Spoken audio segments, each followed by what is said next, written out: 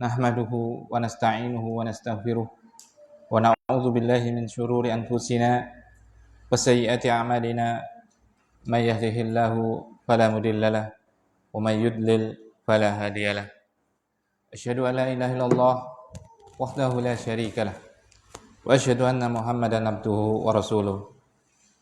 Ya ayyuhalladzina amanu taqullaha haqqa tuqatih wa la tamutunna illa wa antum muslimun. Fa inna khairal hadithi kitabullah wa khairal hadi Muhammadin sallallahu alaihi wasallam wa syarrul umuri muhdatsatuha fa inna kulla muhdatsatin bid'ah wa kulla bid'atin dhalalah wa kulla dhalalah finnar. Ayuhal muslimuna wal muslimat rahimani wa rahimakumullah.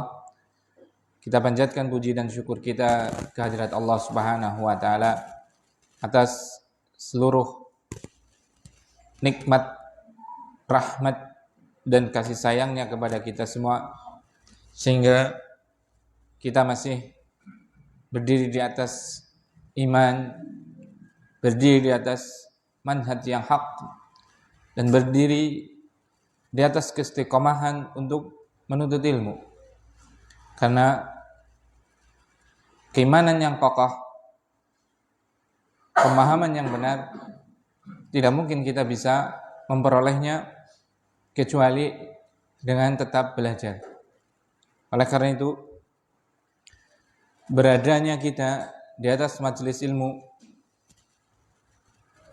yang dibacakan di dalamnya Al-Quran, hadis-hadis Nabi SAW, itu adalah nikmat paling agung yang dimiliki oleh seorang hamba. Barakallahu fikum. Nah, kemudian salawat dan salam kita panjatkan dan kita haturkan dan kita berharap semoga senantiasa terlimpah atas baginda Nabi Agung Muhammad sallallahu alaihi wasallam. Begitu juga keluarganya, sahabatnya, dan seluruh kaum muslimin dan muslimat yang senantiasa berpegang teguh dengan ajaran beliau sallallahu alaihi wasallam. Kita melanjutkan membaca sebuah buku kecil namun memiliki manfaat yang sangat agung, yaitu kitab Fadlul Islam yang ditulis oleh Syekh Muhammad Ibn Abdul Wahab rahimahullahu ta'ala. Sampai pada kita membahas bab maja'a fi ghurbatil islami wa fadlil ghuraba. Bab dalil-dalil tentang keterasingan Islam dan keutamaan bagi orang-orang yang asing. Maksudnya kita sudah jelaskan kemarin, kenapa dia terasing? Karena dia berpegang teguh dengan Islam tadi. Nah, sampai kepada hadis-hadis sekarang. Kemarin ayatnya sudah kita terangkan, yaitu surat Hud ayat 116. Kemudian hadis pertama sudah kita terangkan, namun kita akan mengulanginya sedikit. Bismillahirrahmanirrahim. Berkata penulis rahimahullah ta'ala, wa an Abi Hurairah radhiyallahu ta'ala anhu marfu'an. Dari sahabat yang mulia, yaitu Abu Hurairah, secara marfu' beliau mengucapkan langsung tanpa menyebutkan nama Rasulullah SAW. Itu namanya marfu, menyandarkan langsung. Kalau dia menyebutkan an Nabi SAW, itu berarti apa? Dia menyebutkan apa? Ittisal, dengan langsung. Kalau marfu berarti sahabat menyebutkan secara langsung. Bada al-Islamu ghariban. Kata beliau menyebutkan Islam itu datang dalam keadaan terasing. Wa sa'udu kama bada'a ghariban, dan akan kembali dalam keadaan terasing. Fatuba lil ghurabai, maka beruntunglah bagi orang-orang yang terasing. Sudah kita jelaskan kemarin bagaimana Islam datang dalam keadaan yang sangat terasing. Rasulullah SAW datang sendirian menyampaikan tauhid, di mana masyarakat di waktu tersebut dalam keadaan apa? Syirik, menyekutukan Allah Subhanahu wa taala, asing. Asing apa? Menyembah kok hanya kepada satu Tuhan.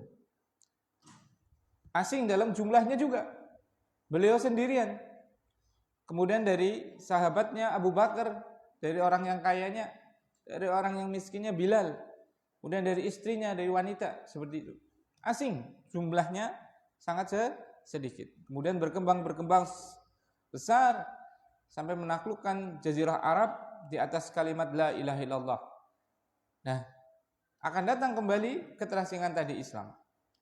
Kemudian fatuba lil ghuraba, maka beruntunglah bagi orang-orang yang asing yang berpegang teguh dengan syariat Islam tadi. Nah, makna tuba kemarin saya terlewat belum menjelaskannya ya.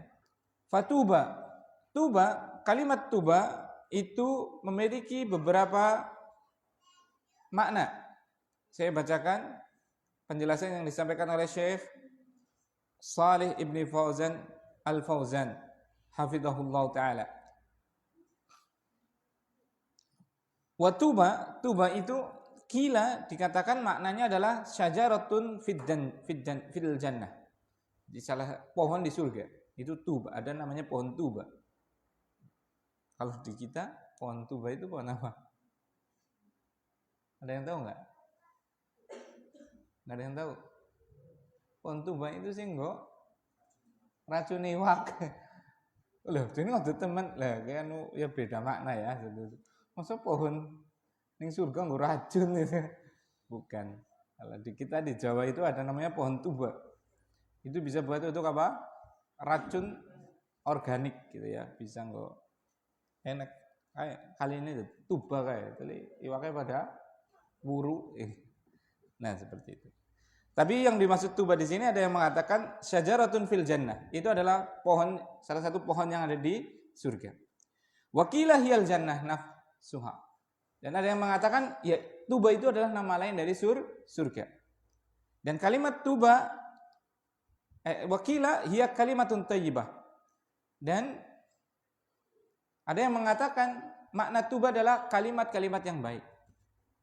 Nah, tuba itu dari isim tabdil yang dari kata taba, yatibu, atyab. Itu yang paling baik, isim tafdil untuk muannas tuba. Kalau untuk mudzakkar atyab, af'alu. Kalau muannas fu'la. Jadi intinya adalah apa? Tuba itu adalah sesuatu yang sangat baik. Maka bisa diartikan tadi salah satu pohon di surga, bisa dikatakan surga sendiri, dan bisa mengatakan itu adalah ucapan yang baik atau hal yang paling baik. Berarti apa? Fatuba lil ghuraba, maka orang-orang yang terasing itu bisa mendapatkan pohon di surga. Atau bermakna apa? Fatuba lil ghuraba, maka orang-orang asing itu berhak mendapatkan surga. Fatuba lil ghuraba berarti apa? Orang-orang yang asing itu berhak mendapatkan kalimat-kalimat thayyibah. Kalimat-kalimat yang baik, pujian dari Allah Subhanahu wa taala. Maka tuba bisa berarti apa? Kebaikan. Berarti kebaikan bagi orang-orang yang asing. Seperti itu. Barakallahu fikum. Kemudian hadis yang kedua. Bismillah. Warahu Ahmadu min hadis Ibnu Mas'udin radhiyallahu taala anhu wa fihi. Dan dalam hadis yang diriwayatkan oleh Imam Ahmad dari sahabat yang mulia itu Abdullah ibn Mas'ud, dalam hadisnya yang cukup panjang ada kalimat yang menerangkan siapa ghuraba ini. Nah ini hadis yang kedua, ketiga, dan keempat itu akan menerangkan siapa ghuraba itu. Siapa orang-orang yang terasing dalam hadis tersebut yang berhak mendapatkan surga, yang berhak mendapatkan pohon tuba, yang berhak mendapatkan apa? Kalimat pujian yang baik, yang berhak mendapatkan apa? Kebaikan. Ini yang perlu kita tahu. Nah, apa kata Rasulullah SAW? Ditanyakan kepada Rasulullah SAW, manil ghuraba? Siapa orang-orang yang terasing itu ya Rasulullah? Qal, maka beliau sallallahu alaihi wasallam menjawab, an-nuzza'u minal qabail. An-nuzza' itu beberapa orang dari kabilah-kabilah. Beberapa segelintir orang dari kabilah-kabilah. Maksudnya apa? Ini menunjukkan beberapa orang dari beberapa kabilah. Berarti jumlahnya apa? Pertama sedikit. Yang kedua, apa coba? Beberapa orang dari kabilah-kabilah. Yang kedua, faedah yang kedua kira-kira apa? Jadi firqah-firqah sesat dong. Karena yang 72 sesat. Dari beberapa kabilah. Kabilah berarti apa? Itu agak tepat, cuma kurang sempurna. Berarti kelompok kan tadi firqah, bahasa Arabnya firqah, bahasa Indonesianya apa? Kelompok. Suku.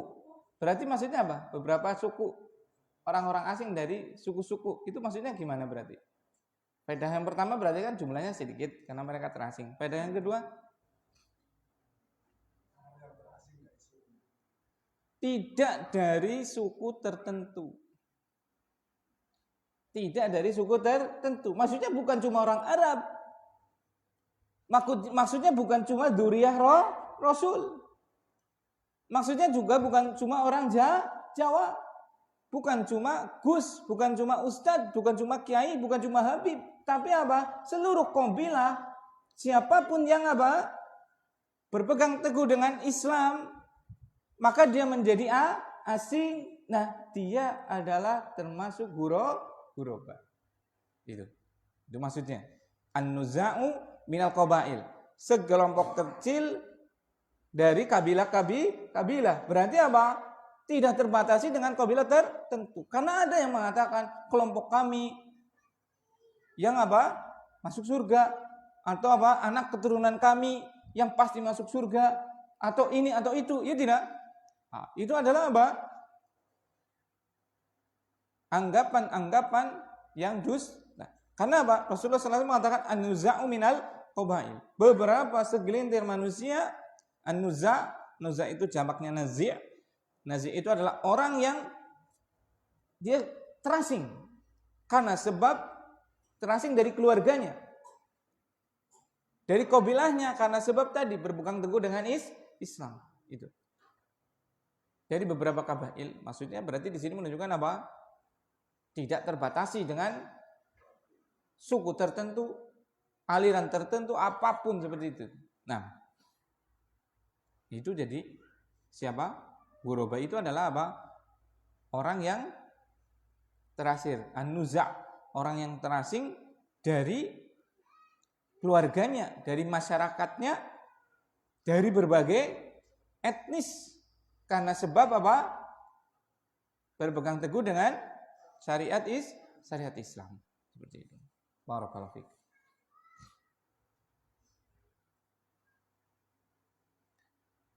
Itu ghuraba, sifatnya yang pertama dan kedua. Sifat yang pertama tadi, jumlah mereka sedikit. Yang kedua, mereka dari berbagai macam jenis suku, etnis, dan yang lainnya. Dengan syarat berpegang teguh dengan syariat Islam.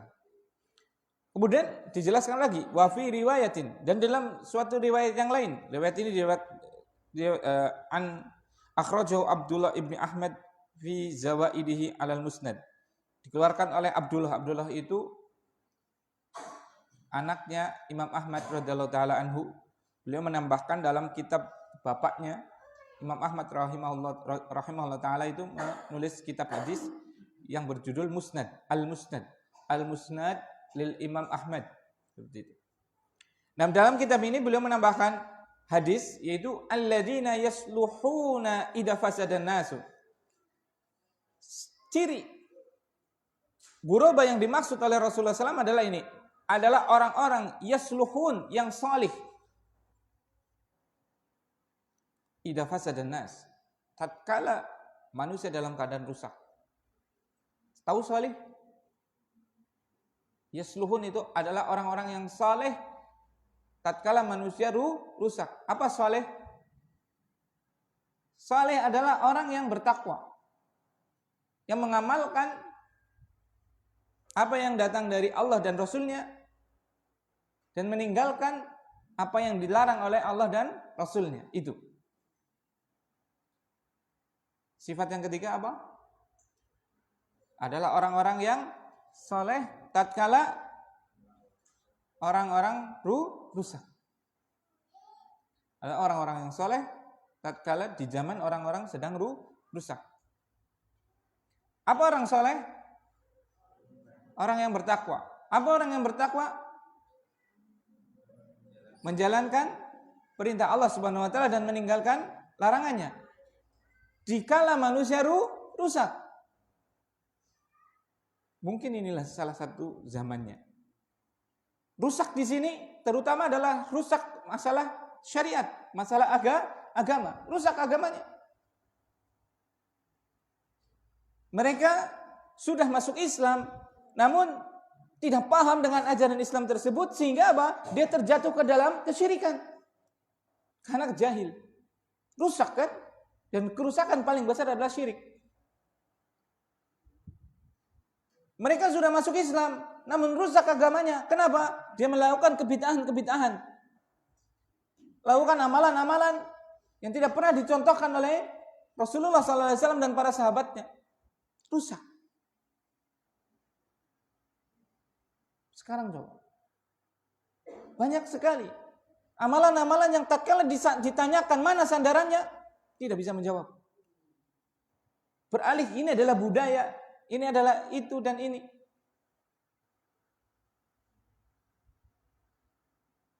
Kerusakan adalah apa? Kemaksiatan. Di mana sekarang subhanallah, orang membuka auratnya itu sudah nggak ada malu. Padahal itu pelanggaran terhadap syariat. Orang menipu sudah lumrah. Berdusta dalam perdagangan sudah wajar. Bahkan dikatakan, ya namanya dagang ya kudu anak kembangnya lah. Subhanallah. Dusta itu dikatakan apa? Bunga. Kembang dalam apa? Perjual beli. Keindahannya gitu. Subhanallah. Sebegitu rusaknya. Kerusakan diatakan sebagai keindahan. Nah, orang anak goreng ya langkapi-kapi lah. Subhanallah. Itu. Kerusakannya luar biasa. Kerusakan berupa kesyirikan, kerusakan berupa kebid'ahan, kerusakan berupa kemaksiatan. Al-ghuraba ini adalah apa? Orang-orang yang yasluhun. Orang-orang yang berusaha saleh. Orang-orang yang mengamalkan syariatnya. Tatkala manusia rusak. Asing kan sekarang kan? Orang-orang yang mengamalkan syariatnya, wanita-wanita yang berhijab. Dengan hijab yang lebar, hijab yang syar'i, dianggap aneh. Apalagi kalau sampai dia bercadar, dianggap lebih aneh lagi. Orang-orang yang tidak mengikuti ritual-ritual bid'ah. Tahlilan lah, yasinan lah, inilah, itulah. Itu dianggap orang yang apa? Intoleran. Kaum muslimin yang apa? Berpegang teguh, jauh dari kesyirikan. Tidak ikut sedekah laut. Tidak ikut sedekah bumi. Tidak ini dan itu. Dianggap sebagai orang yang radikal. Telah datang zamannya. Maka beruntung. Orang-orang yang apa? Dia berusaha menjalankan syariatnya. Padahal tatkala dia menjalankan syariatnya, tidak ada yang dirugikan dari masyarakat, itu enggak ada. Apakah tatkala ummahat, akhwat, dia memakai cadar, dia berhijab dengan rapat, apakah ada yang dirugikan dari masyarakat? Anda tanya. Apakah ada yang dirugikan? Tidak ada. Justru kalau kaum muslimat, wanita-wanita muslimah, mereka telanjang, itu banyak daripada masyarakat yang terugi. Para laki-laki menjadi terfitnah. Generasi muda menjadi dewasa sebelum waktunya. Perzinahan semakin melebar, meluas, susah dikendalikan. Sekarang berapa banyak? Saya coba kalau ada sensus itu, pendataan itu. Na'udzubillah, semoga Allah memperbaiki kaum muslimin dan muslimat sekalian. Betapa banyaknya perkawinan yang sekarang itu sudah hampir dipastikan na'udzubillah, tsumma na'udzubillah, hamil terlebih dahulu. Ila rahimallah, kecuali yang Allah rahmati.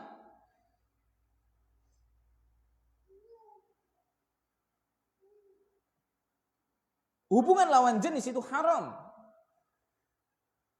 Kalau dia tidak memiliki mahram, kalau dia tidak ada mahramnya. Mahram itu yang dilarang untuk nikah. Misalnya karena nasab, karena dia bapaknya, karena dia bibinya, karena dia budenya, karena dia keponakannya, karena dia neneknya, itu mahram. Mahram secara nasab. Atau nasab atau mahram karena musagharah, karena sebab pernikahan. Misalnya dia mertuanya, misalnya dia nenek mertua, misalnya dia istrinya dan yang lainnya. Misalnya dia anak dari istrinya. Misalnya dia nikah dengan janda yang sudah punya anak. Maka anak dari janda tersebut mahram bagi dia. Kalau dia sudah dukhul, kalau dia sudah bersetubuh dengan istrinya. Kalau belum maka belum mahram. Kalau cerai boleh dia nikah anaknya itu nanti. Itu jangan ya. Seperti itu. Barakallahu fikum. Nah, coba sekarang kaum muslimin wal muslimat rahimani wa rahimakumullah. Betapa keburukan itu sudah merajalela. Judi, khamr, telanjang. Itu sudah menjadi hal yang sangat wajar. Bahkan seorang laki-laki atau seorang perempuan yang belum punya pacar itu akan dianggap aneh. Loh, ya kok sih batir lanangin di sulawet tahun kalau ngabatir di perawan tua kepriwe. Subhanallah. Ya tidak. Seperti itu. Barakallahu fiik. Dianggap aneh. Ini yang mesti kita syukuri. Allah memberikan taufik kepada kita di atas manhaj salaf. Semoga kita termasuk dari hadis tersebut, yaitu kita termasuk ghuraba, orang-orang yang asing karena sebab kita berpegang teguh dengan ajaran kita.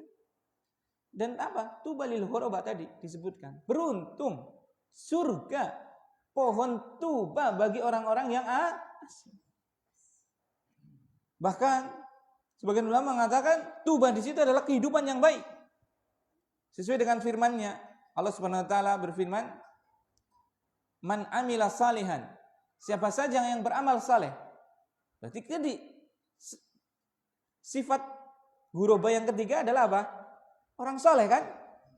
Yaitu alladzina yasluhuna idza fasadan nas, orang-orang yang saleh tatkala manusia rusak. Allah Subhanahu mengatakan, "Man amila salihan." Siapa saja yang melakukan amal saleh berarti dia orang saleh. Min dzakarin aw unsa. Baik dia laki-laki atau perempuan. Wa huwa mu'minun, dan dia dalam keadaan beriman. Falanuhyiyannahu hayatan thayyibah. Apa kata Allah Subhanahu wa taala? Kami pastikan, kata dia. Kata Allah Subhanahu wa taala, falanuhyiyannahu, kami pastikan dia dalam kehidupan thayyibah. Masya Allah. Dalam kehidupan yang baik. Subhanallah. Kita perhatikan coba. Perhatikan diri kita tatkala belum hijrah dan setelah hijrah. Tatkala masih berkecimpung dan kemaksiatan, berkecimpung dengan kebid'ahan. Bahkan mungkin ada sebagian kita yang jatuh ke dalam kesyirikan berupa memberikan sajen-sajen kepada leluhur dan yang lainnya. Dengan kehidupannya sekarang coba.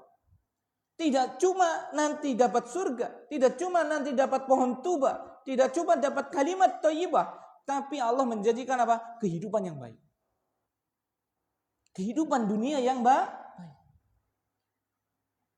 Alhamdulillah, kita tidak menjadi budak dunia. Tatkala manusia membagi waktunya 3 jam, bukan 3 jam, membagi waktunya menjadi 3 bagian dari 24 jamnya, 8 jam, 8 jam, 8 jam, semuanya untuk apa? Kerja. Kan ada shift 1, shift 2, shift 3. Coba menjadi budak dunia. Allah Subhanahu wa taala dengan rahmatnya, kemudian di atas manhaj yang hak ini, kita kerja ya wajar kerjalah. Orang ngasih kayak kue lah. Bayangkan coba, waktunya turu gong kerja coba. Rusak badan kita. Iya tidak? Seperti itu. Coba kehidupan kita coba. Wayai ngaji teh yang ngaji. Wayai sholat jamaah teh yang sholat jamaah. Subhanallah. Wayai kerja, ya alhamdulillah anak kerjaan. Wayai dolan, alhamdulillah teh yang dolan. Bukankah ini kehidupan yang baik? Bukankah ini kehidupan yang menenangkan? Mangan juga pada baik mangan. Jangan tadi ada yang puasa nggak? Nggak ada ya, hari Minggu ngapain puasa ya? Gitu. Tadi makan semua kan? Ada yang nggak makan? Alhamdulillah makan.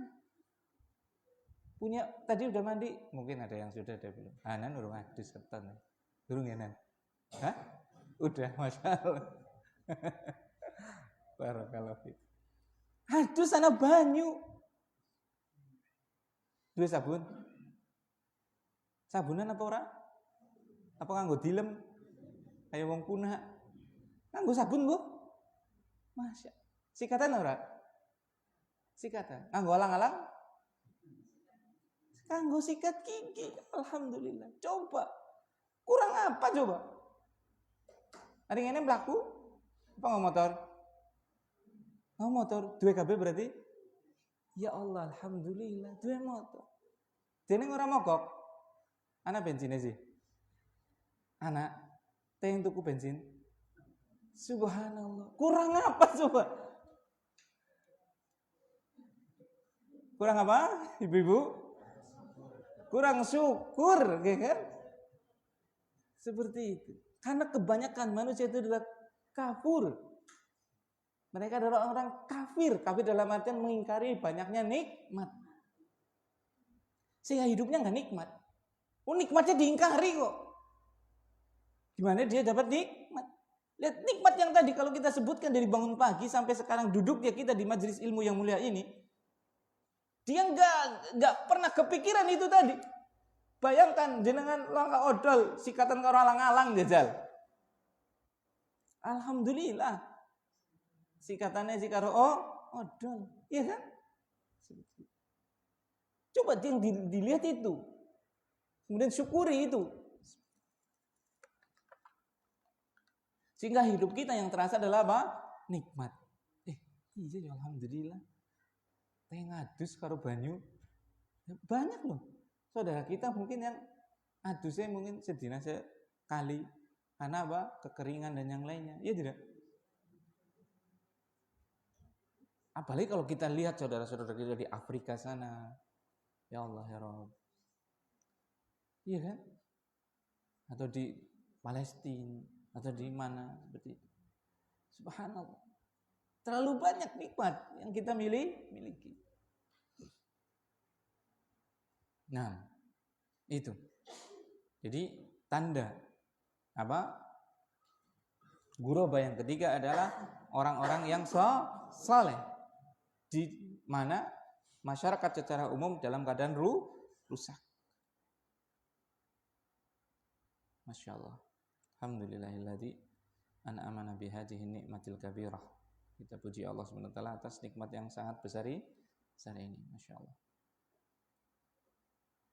Kita nggak tahu itu kalau Allah nggak memberikan taufik dengan sebab guru-guru kita, ustadz-ustadz kita memperkenalkan kajian-kajian akidah yang sahihah, akidah yang benar, manhaj salim, cara beragama yang lurus.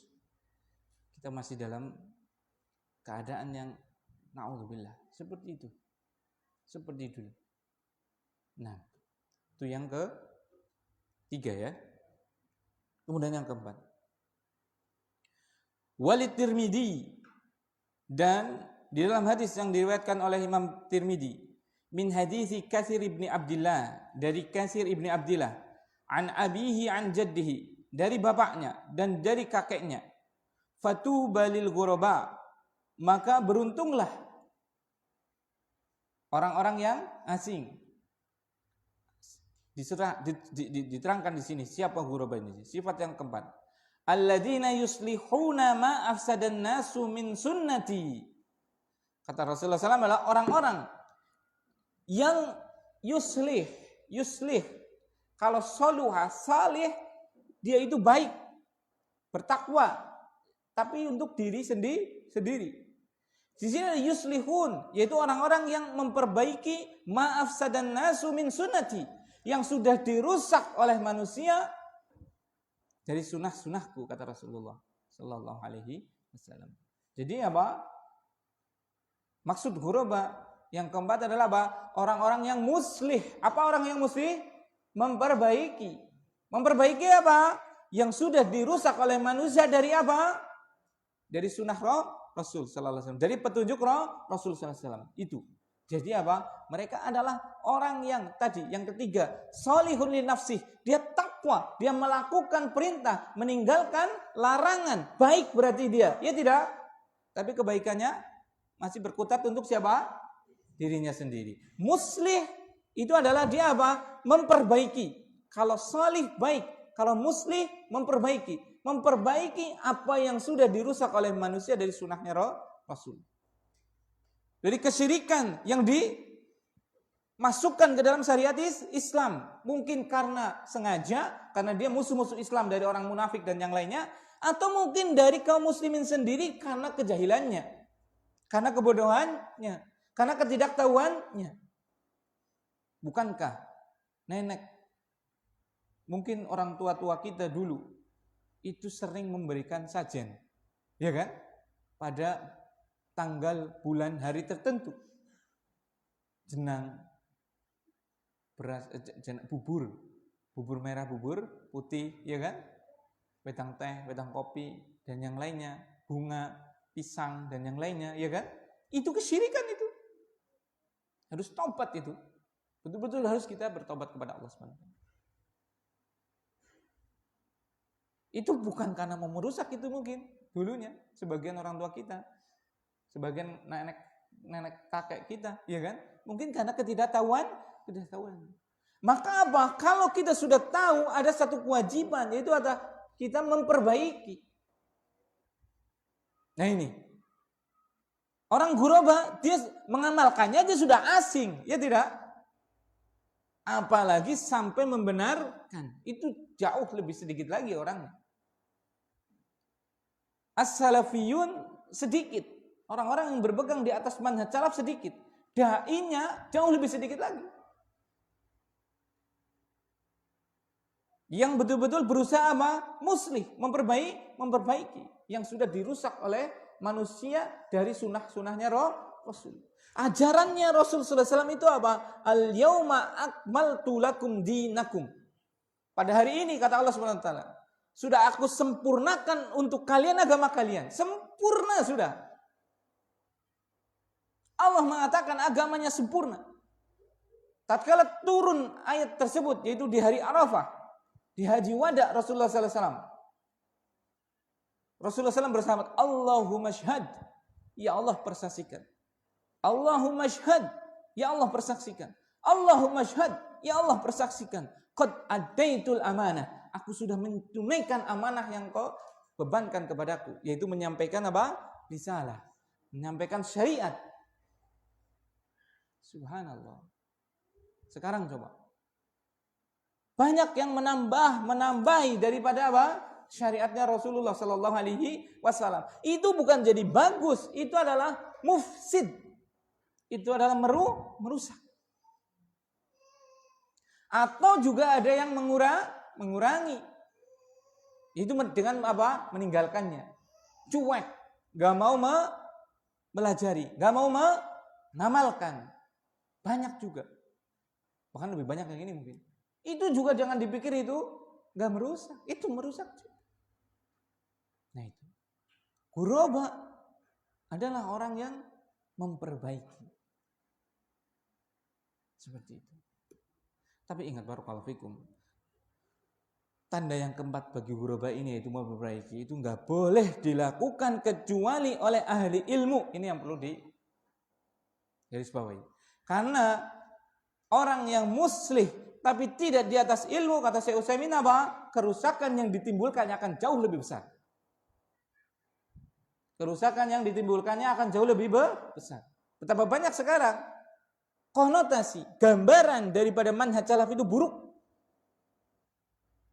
Salah satu sebab faktornya, salah satu, berarti masih ada faktor yang jauh lebih banyak. Salah satu faktornya adalah apa? Salafiyun, yang mereka baru kenal manhaj. Yang mereka sudah kenal lama tapi tidak mau belajar. Intinya tidak ada kapabilitas.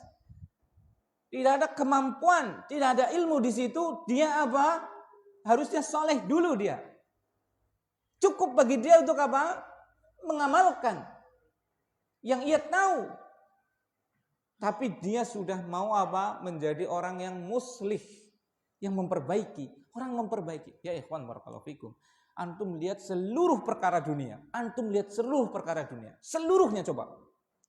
Lihat seluruh perkara dunia. Orang yang terjun ke dalam perbaikan itu tidak mungkin kecuali pakar dan ahlinya. Ya tidak? Dokter itu tidak mungkin sembarangan. Tidak boleh semua menjadi dokter kecuali dia telah menempuh pendidikan tertentu. Bahkan dia bisa dipidanakan. Kalau dia apa? Malpraktek. Bukan dokter tapi pura-pura jadi dokter. Mekanik semuanya itu urusan dunia yang sampai pada terjun untuk muslih itu tidak mungkin kecuali dia adalah ahlinya. Ya tidak? Kecuali untuk dirinya sendiri. Ya silahkan. Iya kan? Misalnya, karena dia menanggung sendiri kan. Misalnya motornya rusak. Ada paling bengkel ada duit. Dan ini dewek. Oleh ora? Oleh. Tapi resiko ditanggung sendiri nggak apa-apa silahkan. Karena dia cuma soleh untuk dirinya sendiri aja. Itu kan masih untuk dirinya sendiri kan. Nah sama bagi teman-teman barakallahu fikum, salafiyun saya nasihatkan, bagi yang malas ngaji, gak mau duduk di majelis ilmu, gak mau ikut daurah, gak mau mondok dan yang lainnya, tolong jangan terlalu banyak berbicara. Karena kerusakan yang ditimbulkan daripada bicara antum itu jauh lebih besar. Antum gak tahu ilmunya, antum gak tahu mana mafsadatnya, antum gak tahu mana yang lebih besar antara maslahat dan mafsadatnya. Terjadinya apa? Pertikaian di kaum muslimin. Biarkan asatidzah kibar yang menyampaikannya. Ustadz-ustadz yang punya kapabilitas, punya kemampuan untuk menyampaikannya. Terutama pada masalah apa? Yang berkaitan dengan ikhtilaful ummah. Masalah perpecahan dalam tubuh kaum muslimin. Terutama pada masalah apa? Khilafiyah, pada masalah yang berbeda. Tapi pada masalah yang tidak ada diperselisihkan ya silahkan aja, karena nggak diperselisihkan kok. Jadi antum menyampaikan tentang keutamaan membaca Al-Quran itu nggak ada diperselisihkan. Ya tidak. Antum menyampaikan wajibnya sholat 5 waktu, antum menyampaikan sunnahnya sholat duha, antum menyampaikan keutamaan menuntut ilmu, antum menyampaikan keutamaan tauhid, antum menyampaikan ini dan itu, yang disepakati seperti itu nggak ada masalah, karena tidak akan mungkin ada perpecahan. Tapi kalau yang mengakibatkan perpecahan, jangan kita ikut campur dalam urusan tersebut kecuali ar-rasikhuna fil ilmi, orang-orang yang mendalam ilmunya. Nah, sangat disayangkan terkadang ya tadilah sunatullah kauniyah itu wong nek apa-apa mbene, nek apa gue anu ya anu apa jenenge ya anu benean lagi lah gue biasanya gembelengan para papa ngerti tanggung gue gembelengan ya bene melu pencak silat cedela subhanallah sedih hiat antum melihat sal itu karena kadang lihat orang pencak silat kan hiat gitu kan karena baru deleng itu belum belajar sama siapa bapaknya aja bukan ahli silat kok baru lihat mungkin itu kan di YouTube atau apa pencak silat atau apa udah hit gitu.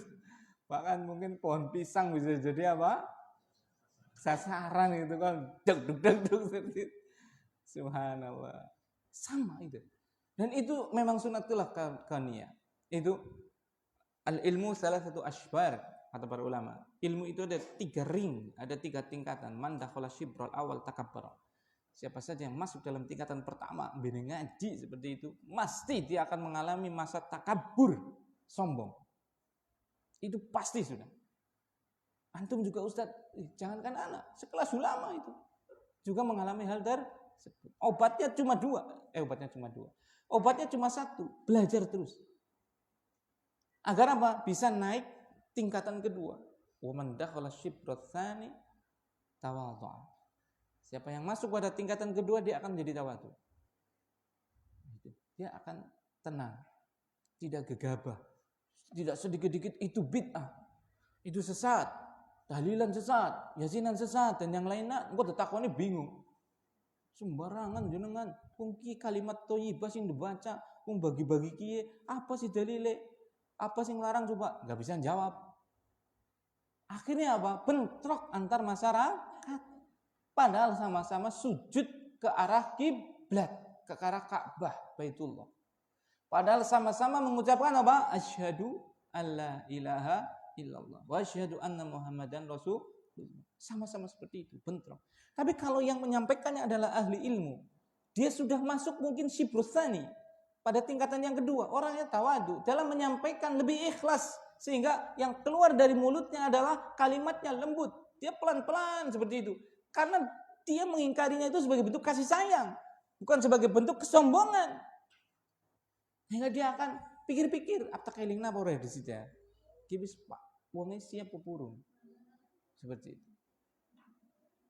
Kalau saya sampaikan dia betul-betul apa sebelum menyampaikan mungkin ya Allah jaga hati hamba ya Allah semoga yang saya sampaikan betul-betul ikhlas ya Allah untuk menjaga syariat Rasulmu ya Allah. Dia minta keikhlasan sehingga apa dia akan berbicara tanpa merusak kehormatan orangnya.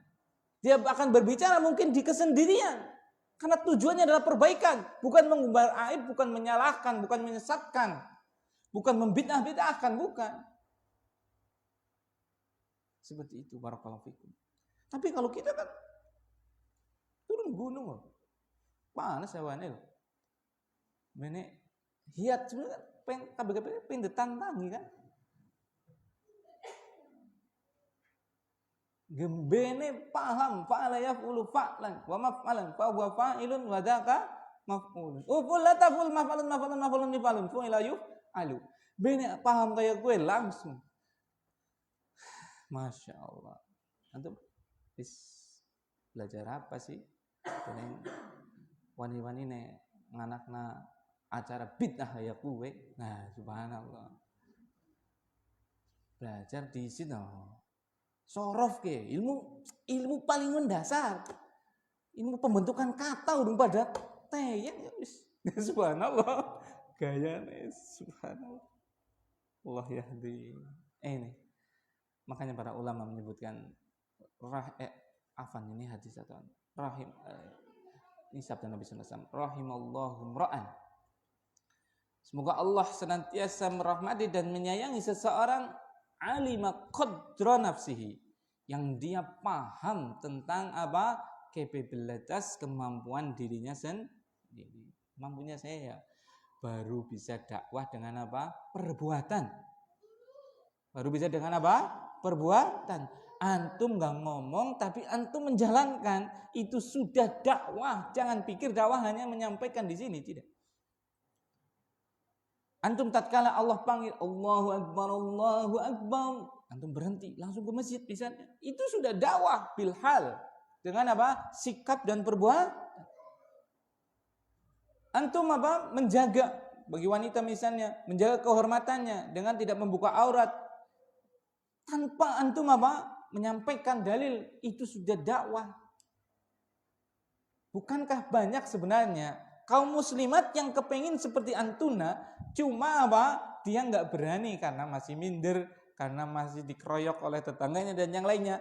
Tatkala adanya antuna yang berhijab, bahkan mungkin bercadar di suatu itu, nanti yang lainnya kan apa? Kayak bisa naiki lah. Nah seperti itu. Itu dakwah. Jangan dipikir cuma dakwah dengan apa? Qala Rasulullah SAW. Itu betul dakwah juga. Tapi dakwah itu ada dua. Bil lisan wa bil hal. Dengan ucapan kita dan dengan perbuatan. Dan sebaik-baiknya adalah dengan dua-duanya. Dan yang paling mengena adalah dengan hal sebenarnya. Dengan contoh. Makanya Allah SWT mensifati Rasulullah SAW itu bukan dengan mu'allim. Dalam firman-Nya Allah mengatakan uswatun. Laqad kana lakum fi Rasulillahi uswatun hasanah. Maka sungguh pada diri Rasulullah SAW untuk kalian itu ada uswah, suri toladan, hasanah yang baik. Nah itu. Itu nanti orang itu enak ya kayak Mas Cahyo ya. Ya pahal, pondok, ya kan? Deleng wayahe sembayang. Ya, rezeki ya dengan anak. Terus manggon, anaknya sehat. Coba orang itu akan menjadi apa? Dakwah ya kan? Orang tuh melu kipdik. Misalnya seperti itu. Iya kan? Orang akan senang ya kan melihatnya kan? Seperti itu. Dan bisa jadi suatu saat akan apa? Mencontoh. Meniru, mengamalkan. Kan seperti itu. Nah ini. Makanya barakallahu fikum. Salah satu, dan bukan salah satu lah. Mayoritas tersebarnya Islam itu dengan suri toladan. Coba antum lihat kan VOC datang sebelum VOC, Portugis, Spanyol itu sudah datang ke Indonesia loh. Itu semuanya untuk apa coba? Menjajah. Iya kan? Sehingga apa? Tidak diterima. Kan mereka menjajah dengan tiga tujuan kan? 3G itu kan? Gold, glory, dan gospel. Untuk mencari gold, kekayaan, disimbolkan dengan emas. Glory untuk mencari apa? Kejayaan dengan menaklukkan. Dan gospel apa? Akidah, yaitu apa? Alkitab yang mereka ingin sebarkan. Karena dia dengan kekerasan maka masyarakat kita menolak. Tapi Islam coba, kebanyakan yang sini adalah apa? Saudagar, para pedagang yang mereka dagang dengan jujur, mereka berakhlak baik dan yang lainnya. Akhirnya apa? Islam diterima. Bahkan menjadi agama paling besar. Bahkan agama paling besar, penduduk paling besar satu dunia, bukan satu Asia, tapi seluruh dunia. Negara Islam paling besar adalah negara kita. Tidak disampaikan dengan pedang dan meriam, tapi didakwahkan dengan apa? Suri toladan. Nah itu sama. Kita adalah sekarang apa? Orang yang berusaha meniti di manhaj salaf. Maka jangan kita apa? Berharap dengan kekerasan itu akan tersebar dakwah salaf ini. Justru dengan apa? Suri toladan. Kita tidak ikut dalam acara bid'ah, tapi dalam acara sosial terdepan. Iuran untuk hal-hal yang kefasikan atau kekufuran, misalnya ada apa di suatu desa, misalnya desa-desa yang masih pedalaman, untuk anggar satu suro nyembelih kuburan ini atau pohon ini seperti itu, kita tolak, nggak mau seperti itu. Tapi pas apa nek bangun desa gawe dalan ora tanggung aku ya pampurannya nggih kula kontennya namun sedang pasir. Nah kan Ki wong janjane ta nu ora pelit ora kita. Cuma kayaknya apa nyong sing salah ya? Dene ngapa? Angger pas nggo nyembelih suroan nggo nang wit kae apa kuburan kiye ora gelem. Tapi angger sing masalah apa? Sosial dan yang lainnya ora tanggung-tanggung golek awe ya. Dia akhirnya bisa apa? Bertanya pada dirinya kan? Tapi sosialnya bisa ora aweh. Gue nek ora aweh nyesat-nyesat taman nih. Aduh, gue wis jadi masalah gue. Seperti. Nah, ini yang bisa sampaikan. Mohon maaf kalau ada tutur kata yang kurang berkenan. Siapa ghuraba? Yang pertama, orang yang jumlahnya sedikit. Yang kedua, bukan dari etnis suku tertentu, tapi dari seluruh etnis, seluruh suku dan yang lainnya. Yang ketiga, orang yang saleh, yaitu orang yang bertakwa, yaitu orang yang menjalankan perintah Allah SWT dan meninggalkan larangannya. Yang keempat, orang yang muslih, yaitu memperbaiki kerusakan yang ditimbulkan oleh manusia pada sunnah-sunnah atau petunjuk Nabi. Mohon maaf kalau ada tutur kata yang kurang berkenan. Semoga yang sedikit ini memberikan kemanfaatan bagi kita, bagi kaum muslimin secara khusus. Subhanakallahumma wa bihamdika asyhadu an la ilaha illa anta astaghfiruka wa atubu ilaik. Assalamualaikum warahmatullahi wabarakatuh.